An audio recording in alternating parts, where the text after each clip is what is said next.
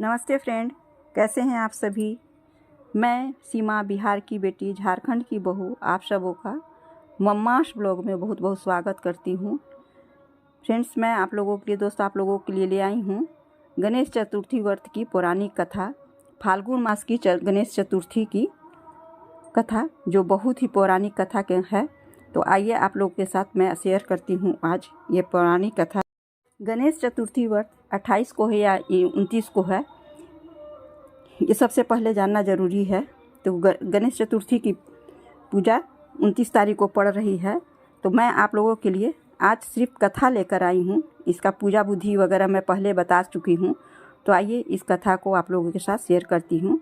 श्री गणेश चतुर्थी व्रत की पौराणिक कथा के अनुसार एक बार भगवान शिव तथा माता पार्वती नर्मदा नदी के किनारे बैठे थे। वहाँ माता पार्वती ने भगवान शिव से समय पास करने के लिए चौपड़ खेलने को कहा। शिव चौपड़ खेलने के लिए तैयार हो गए, परंतु इस खेल में हार जीत का फैसला कौन करेगा, यह प्रश्न करने उनके समझ उठा। तो भगवान शिव ने कुछ तिनके एकत्रित करके उसका एक पुतला बनाकर उसकी प्राण प्रतिष्ठा कर दी और पुतले से कहा, बेटा, हम चौपड़ खेलना चाहते हैं, परंतु हमारी हार जीत का फैसला करने वाला कोई नहीं है। इसे तुम बताना कि हम दोनों में से कौन हारा और कौन जीता। उसके बाद भगवान शिव और माता पार्वती का चौपड़ खेल शुरू हो गया। यह खेल 3 बार खेला गया और संयोग से तीनों बार माता पार्वती ही जीत गई। खेल समाप्त होने के बाद बालक से हार जीत का फैसला करने के लिए कहा गया, तो उस बालक ने महादेव को विजयी बताया। यह सुनकर माता पार्वती क्रोधित हो गए और क्रोध में उन्होंने बालक को लंगड़ा होने, कीचड़ में पड़े रहने का श्राप दे दिया। बालक ने माता पार्वती से माफ़ी मांगी और कहा कि यह मुझसे अज्ञानतावश हुआ है, मैंने किसी द्वेष भाव से ऐसा नहीं किया है।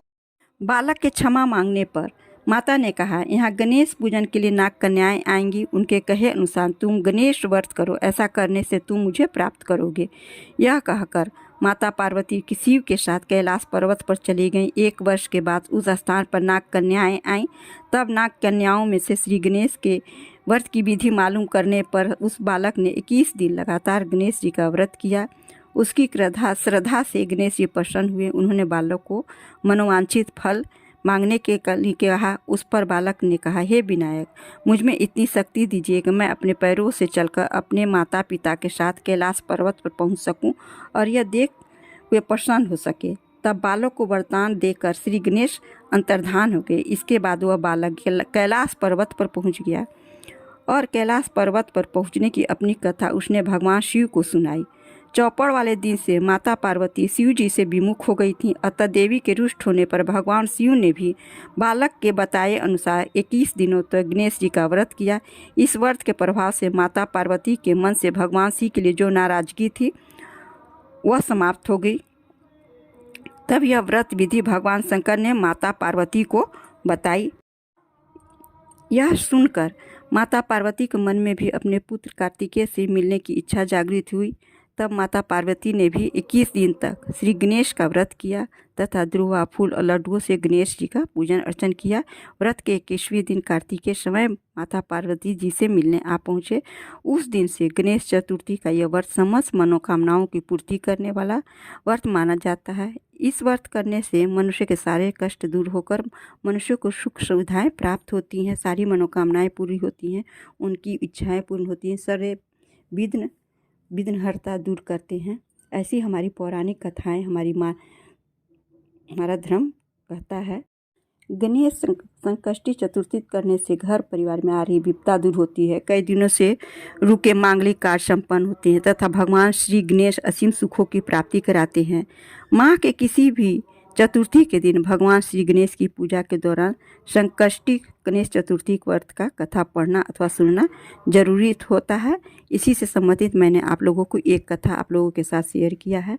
प्लीज़, यदि आप लोगों को मेरा एपिसोड अच्छा लगता है, मेरी कथा अच्छी लगी हो, तो प्लीज़ लाइक, शेयर और सब्सक्राइब अवश्य कीजिएगा और जितना हो सके अपने दोस्तों में, रिश्तेदारों में इसे ज़्यादा से ज़्यादा शेयर कर सके, जिससे सारी जानकारियाँ उनके समझ भी जाए और वे भी इनका सुख और फल प्राप्त करें।